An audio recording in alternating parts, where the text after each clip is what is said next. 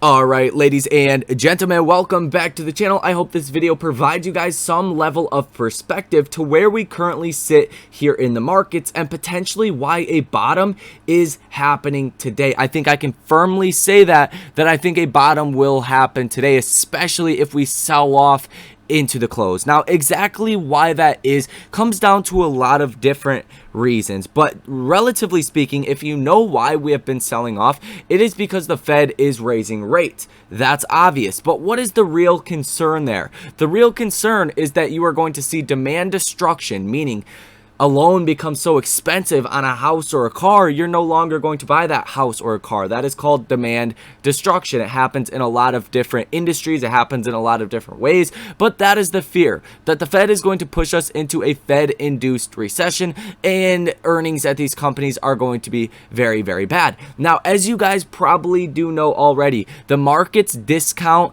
forward information. So if we expect something really bad, like an asteroid to hit in the next 6 months and destroy the world, stock market would go to virtually zero tomorrow, because why the hell would you be invested if 6 months from now the world was going to end? Very dramatic example there, but it's the best one that I could ever give. So the markets right now are pricing in all of this pain for the future, and the question is, coming down to earnings about 2.5 months from now, are we going to see those fears actually come to reality? I tend to think the earnings are not going to be so great, but that's the beautiful thing. We don't have earnings for 2.5 months. So even if the stock market does inevitably go lower than this in 2022, if this is not the 2022 bottom, this I think is the short-term bottom. And there's a lot of things that we are going to get into right now. The first thing that I do like to look at all of the time is the fear and greed index. This takes into consideration a lot of different charts, which we will go over each and every single one of them because they are all very important in the grand scope of trying to find a bottom. Now, the overview of the fear and greed index. Right now, it's at 6. The max is 100. So 0 is extreme fear, like the world is ending. Right now, we're virtually at that level. Last week's fear gauge was at 17. So, I mean, not great, but definitely not a 6. Yesterday was at 8, and now we are at a 6. And this is the lowest level by far that we have been at over the past year, which is warranted. I mean, you probably already knew that, right? Market momentum just at an absolute low, getting just destroyed across the board, well off our 125-day moving average. Not even close to that anymore, not even in the same ballpark. Now, stock price strength, net new 52-week highs and lows on the New York Stock Exchange. This has fallen off of a cliff, so virtually nothing is hitting a new 52-week high as of right now. Nothing really has been hitting a new 52-week high besides when oil stocks were running and commodities were running. Those were like the last guys to hit new all-time highs. So that is like the worst it could get. Extreme fear. Stock price strength. McClellan volume summation index, that is also at its very lowest level, negative 617.32, meaning there's so much negative volume in the markets that it's ridiculous. Before the last Fed meeting, we were at 532 for a reference here, so there's a lot of shorting going on in the overall markets, and that was back here on the S&P 500, as we will pull up right now, before the last Fed meeting. Now we're substantially under that. And the SPY year to date alone is down almost 19% right now, which is approaching, obviously, bear market territory. It's down 19.04%. So even by the end of the day today, you might be in a technical bear market on the S&P 500. Now, if you look at the Nasdaq more specifically, year to date on the Nasdaq, you're down about 29%. So I think a lot of those earnings expectations have really come down dramatically. Like people are not pricing stocks to have great numbers in 2022. Like, if anybody says that, they're lying to you, and they just don't know what the hell they're talking about. Now, here's the put and call options, 5-day average put to call ratio, and this thing is now at about 1. So that means there's essentially about double the amount of puts for calls on the markets. And you can see November 8th, 2021, this was all the way at 0.46 when virtually nobody was actually buying puts. This is again the highest level we have had in over 1 year.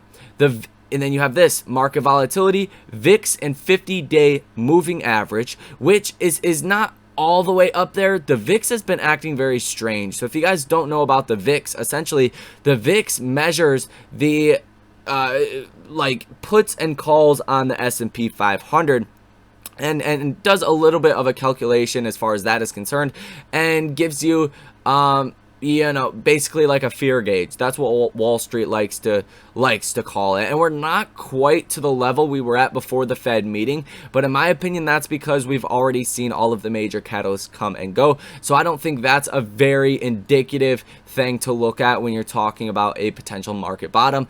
And then you see safe haven demand, difference in 20-day stock and bond returns, absolutely through the floor. Again, lowest level in 1 year.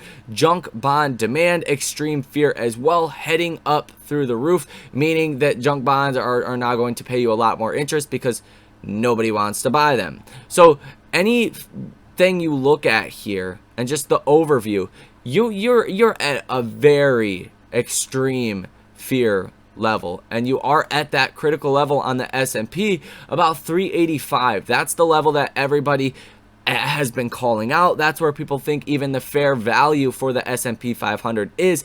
If you think that the S&P, the 500 companies, will return about $245 of EPS earnings this year, and giving that a 17 times multiple, that would roughly put you about these prices. So even on a fundamental basis, you're getting there. Now, the main key to really what has been going on with the Nasdaq specifically, and why the Nasdaq really cannot catch a break. Like, this thing is vertically into the ground. Like, this thing is literally a falling knife. If you're buying this, you are buying a falling knife right now, right?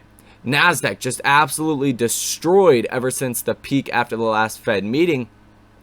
But I do want to call out all of the consecutive red days that we have had in a row. You had a 5% negative day. That was May 5th. Cinco. Great, wonderful day. Next day, 1.20% down. Next day, 4% down. The day after that, a slight bounce, 1.21% up. The next day, 3% down. And now today, over 2% down. So you're only going to fall so much before it gets to a level where you're like, okay, guys, like I think we've discounted enough of the future problems for these stocks and for the markets. I don't think it's appropriate to still, you know, short these stocks into the ground, because in all reality, nobody is really selling stocks. They just don't have a reason to buy them. So that's what I like to talk about all of the time here on this channel, is why you can actually see more dollars heading into a stock than people selling a stock, but you can still see a stock down 5 to 10%. It all comes down to how aggressively are people actually trying to buy that stock. Now, if you look at the Nasdaq just on a technical level, where we are currently at, you're at a very interesting technical level. You're at the bottom right here. You've completely filled this gap up that we've seen. This was last November and December of 2020. So 2 Novembers ago, just 2-year lows on the Nasdaq right now. Well, almost. I mean, if it drops a little bit more, you're going to be approaching 2-year lows, but you're like 1.5-year lows right now, all the way back to, like I said, November of 2020. And this is a very key level. As you guys can see, it's where we gapped up, found a lot of support, and then continued to gap up, and then the rest is history. As far as the Nasdaq, it was pretty much straight up for the most part after that. So you're at a very interesting technical level. The overall fear has never been higher in the past 2 years. Ever since COVID, fear has not been higher. But what is really the key to the markets finding the bottom? If you guys have not seen this yet, this is what I've been talking about for a long time now. And it says, why Apple's stock performance could decide when and where the market hits bottom. Now, we're not going to go ahead and read this because I've basically been telling you everything that is said in this article. But Apple is such a large weighting of the markets in the S&P and the Nasdaq, being well over 10% in the Nasdaq and 7% of market weighting in the S&P, and Apple has been holding up very, very well. You've really seen a lot of people look at Apple as some kind of safety trade, and that's not let's call it letting the markets find a bottom, right? It's just not allowing that. If Apple is holding up, the markets could not find a bottom. Well, what has happened over even the last 2 days? Forget where we were after the last 2 Fed meetings ago. The peak up here at about 180. I mean, you're down $40 from there. But even over the last 2 days, Apple fell 5.18% yesterday. It fell $8 alone yesterday, and now it's down another 4%. So Apple is effectively almost down 10% in the last 2 days, well outperforming the markets to the downside. So when Apple eventually does, I believe, hit a bottom like it probably is today, and then actually start to make a move to the upside, it's going to affect the markets in a very dramatic way, and that is what could let the overall markets go through a little bit of a relief rally. Now we'll see if that actually holds true. If this is the market bottom, it surely seems like it to me, though.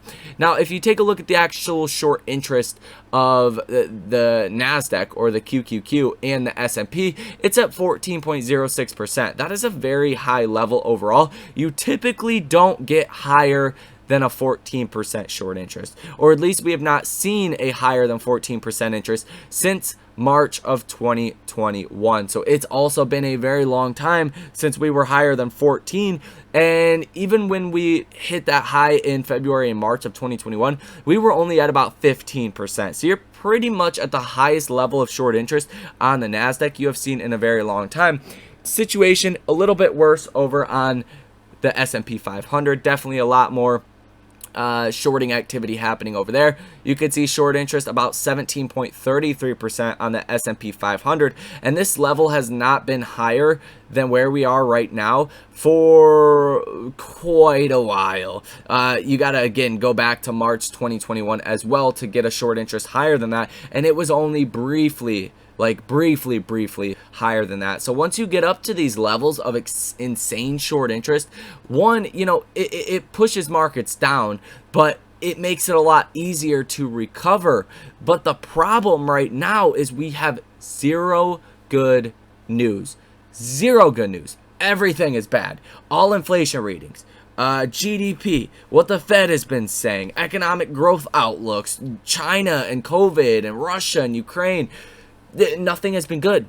Nothing. You can't list me one positive news, piece of news that we have had in the last couple of months. So it's not like a huge reason to buy stocks right now. Like if you're used to, you know, the Nasdaq dropping 5% and then dropping 4%, dropping 3%, bouncing 1, dropping another 3, dropping 2, you know, back to back, pretty much large drops. What's the rush to buy these stocks? So that's really kind of what has been going on and why I think we have not actually seen a bounce yet. Stocks are certainly undervalued, if not at fair valuations as of right now. I really don't think that's too much of a question. Now, if anything could fall more, it's going to be the S&P 500, but I definitely think the damage has been done in both of these to like ridiculous amounts. Like, this is the second fastest stock market crash to start off a year than we have ever seen. And at this pace, the Fed will have to come out and slow this down. The Fed probably wanted this to happen, but not 29% on the Nasdaq in 5 months. They didn't want that. That hurts the economy too much. That hurts investor sentiment. That hurts just all economic activity. There's nothing good about the markets dropping that much that fast, especially in a midterm year. There's going to be a lot of pressure on the Fed by the government to either make inflation go down and to make the stock market stop bleeding out. Like this stock market don't have too much longer at this pace, especially the Nasdaq. So common sense here. You've seen a lot of damage. Lots of damage. 407.68 was the high on the Nasdaq or the QQQs. Now you're at 286.65. Like, you have dropped $140, a little bit more than that, in the Nasdaq in 5 months. It's ridiculous. It's ridiculous. Just crazy. So, and with extremely high volume as of even the last month or two, like much higher than what we even seen during the crash of 2020 for the most part, as far as volume on key days. So you've definitely seen a lot of capitulation. You've seen a lot of people quitting, throwing up their hands, and overall that tends to be a sign of a bottom. So that's really what I have for this video. I think you don't need to look too much further into it. We've seen a lot more pain, and I think it's a lot more likely to bounce 10% from here than to actually drop another 10% from here, unless you get something crazy with Russia or China or something I cannot predict for you guys right now.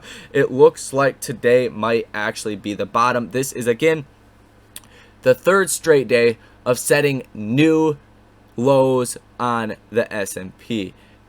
And a sell-off in this magnitude only lasts for so long. So we've been pretty much straight down every day. So that is pretty much going to be all for this video. Hit the like button, subscribe to the channel, source your comments, questions, or concerns down below in the comment section. If you guys want access to all of my trades in real time, link down below in the pinned comment. In the description of this video, you will find links to get yourself free stock. Might as well go ahead and do that if you have not already. Get yourself that free money. Definitely not a bad time given where this market is currently at. So you guys enjoy the rest of your day, and I will see you in the next one.